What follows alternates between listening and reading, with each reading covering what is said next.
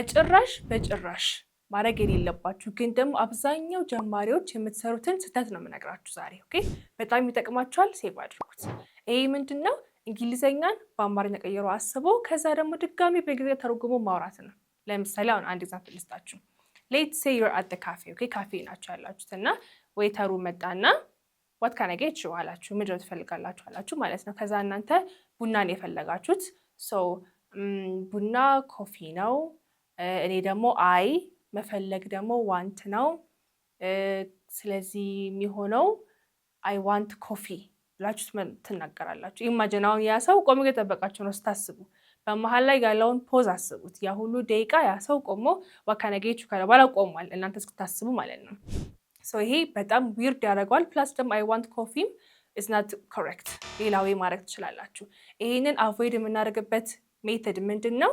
ቲንክ ኢን ኢንግሊሽ። በእንግሊዝኛ ማሰብ ነው ያለባችሁ እንጂ አማርኛ ልተርጉማችሁ ድጋሜ ስትሉት it's not going to turn out well. ኦኬ ስለዚህ ምን ማድረግ ትችላላችሁ? ፍሬዞችን፣ ሴንቴንሶችን ሁሉንም መማር ነው ያለባችሁ። ለምሳሌ አሁን ዋካነጌቹ ተባላችሁ አይደለ?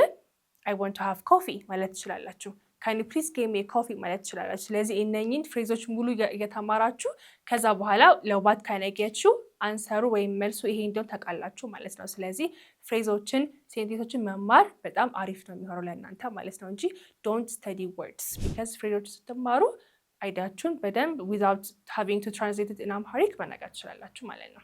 እንደዚህ አይነት ነገር ደግሞ በደንብ በሰፊው ማግኘት የምትፈልጉ ሰዎች ካላችሁ ቴሌግራም ቻናል አለን። እዛ ላይ በየጊዜው ፒዲኤፍ እንለቃለን። እዚህ ጋር ያለው ለሬታ አካዳሚ የሚለው ቴሌግራም ቻናላችን ላይ ፒዲኤፎች እንለቃለን። ማቴሪያሎች አሉን ብዙ።